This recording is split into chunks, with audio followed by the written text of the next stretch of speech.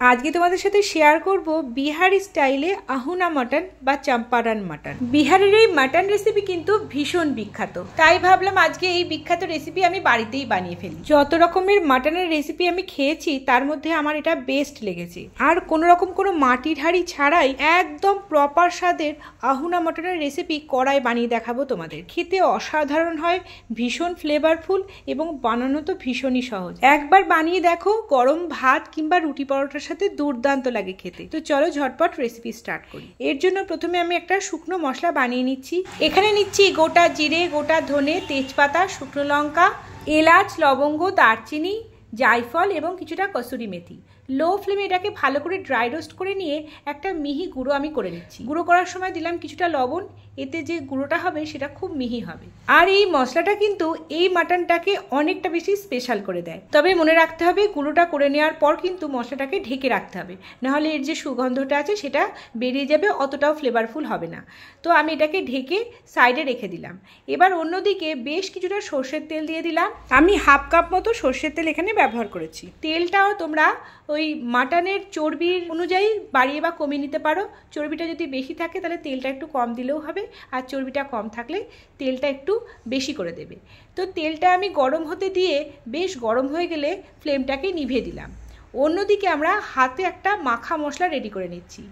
বেশ কিছুটা পেঁয়াজ দিলাম, 3টে বড় সাইজের পেঁয়াজ দিলাম, 10-12 কোয়া রসুন দিলাম, 3টে বড় টুকরো আদা কুড়িয়ে দিলাম, আর এখানে দিলাম কয়েকটা কাঁচা লঙ্কা, দিলাম ওই সর্ষের তেলটা যেটা গরম করে রেখেছিলাম সেই সর্ষের তেলটা, আর কিছু কিছু গুঁড়ো মশলা দিলাম, যেমন নুন, হলুদ, জিরে গুঁড়ো, ধনে গুঁড়ো এবং লাল লঙ্কার গুঁড়ো।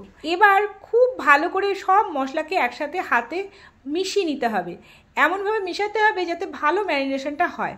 খুব ভালো করে মেখে নেওয়ার পর মাটনটা দিয়ে রাখলাম। ধুয়ে রাখা মাটন রেখেছিলাম, সেটাকে জল ঝরাতে দিয়ে সেই জল ঝরানো মাটনটা দিয়ে দিলাম, আর অনেকটা পরিমাণ দিয়ে দিলাম ওই গুঁড়ো মশলা। এবার মিনিট 2-3 ধরে ভালো করে এটাকে মাখাবো, যাতে যে ম্যারিনেশনটা রয়েছে সেটা মাটনের ভেতর খুব ভালোভাবে ঢুকে যায় বা মাটনটা অ্যাবজর্ব করে নেয়। এবার আমরা যে তেলটা কিছুটা বাঁচিয়ে রেখেছিলাম সেই তেলের মধ্যে জিরে, তেজপাতা, শুকনো লঙ্কা ফোড়ন দিলাম, আর এখানে খুব ইম্পর্টেন্ট একটা জিনিস দিলাম, যেটা হচ্ছে 2 বড় কোয়া রসুন। পুরো গোটা 2 রসুন আমি ব্যবহার করেছি। আর রসুনটা ব্যবহার করার সময় রসুনের যে নিচের পোর্শনটা অর্থাৎ গোড়ার অপোজিট অংশটা একটু কেটে দিতে হবে, যাতে রসুনের কোয়াগুলো বাইরে বেরিয়ে থাকে, এবং যখন মাংসটা কষাবো ওই রসুনের কোয়ার ফ্লেভারটা যাতে মাটনে মেশে। এই ছোট ছোট টিপসগুলো ফলো করলে কিন্তু এই আহুনা মাটনের টেস্টটা একদম প্রপার হবে। আর ফোড়নটা একটু লাল হলে ম্যারিনেটেড মাটনটা দিয়ে দিলাম এবং 2-3 মিনিট ধরে একটু কষে সামান্য কাঁচা গন্ধটা চলে গেলে ঢাকা দিয়ে দিলাম এবং ওপরে এক বাটি গরম জল বসিয়ে রাখলাম। দেখো উল্টো দিকে কিন্তু মাটনটা বেশ একটু কষা হয়ে গেছে। আমাদের এই প্রসেসটা কিন্তু প্রায় 40 মিনিট ধরে রিপিট করতে হবে। ঢেকে রাখতে হবে, কষতে হবে, আর ওপরে বসানো গরম জলটা অ্যাড করতে হবে। আবার কিছুটা ঢেকে রেখে কষতে হবে, আবার গরম জল অ্যাড করতে হবে তেল ছাড়তে শুরু করলে। আর গ্যাসের ফ্লেম থাকবে একদম লো ফ্লেমে। মাটনটা গুমে গুমে সেদ্ধ হবে এবং খুব সুন্দর নরম এবং সফট হবে। যেহেতু আমরা প্রেশার কুক করছি না মাটনটাকে, সেহেতু এইভাবেই লো ফ্লেমে 40 মিনিটের জন্য এটাকে খুব ভালো করে কষাতে হবে আর ঢাকা দিতে হবে, আর সামান্য সামান্য গরম জল মেশাতে হবে। আমি ওই 4 থেকে 5 বার মতো এই প্রসেসটা কিন্তু রিপিট করেছি। যখন ঢাকা খুলে দিচ্ছি তখন হাই ফ্লেম দিয়ে দিচ্ছি এবং খুব ভালো করে হাই ফ্লেমে কষাচ্ছি। আর যখন ঢাকা দিয়ে দিচ্ছি তখন কিন্তু গ্যাসের ফ্লেমটাকে একেবারে লো করে দিচ্ছি, আর ওপরে ঢেকে রেখে দিচ্ছি গরম জল। ওই গরম জলটাই কিন্তু বারে বারে ইউজ করছি।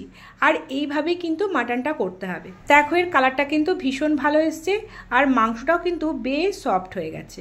তো এই পর্যায়ে কিন্তু আমি এটাকে ঢেকে রাখবো এবং একইভাবে কিন্তু আরও 10 মিনিট একদম লো ফ্লেমে এটাকে স্ট্যান্ডিং টাইম দেবো। তো দেখো শেষ পর্যায়ে এসে মাটনটার কিন্তু কালারটা অনেকটাই চেঞ্জ হয়ে গেছে এবং বেশ গ্রেভি হয়ে গেছে। এই অবস্থায় কিন্তু আমাদের এটাকে নামিয়ে নিতে হবে। আর এক্সট্রা কোনো ঘি, গরম মশলা দেওয়ার কোনো দরকার নেই। জাস্ট একটু ধনেপাতা কুচি ছড়িয়েই আমাদের চম্পারন মাটন একেবারে রেডি।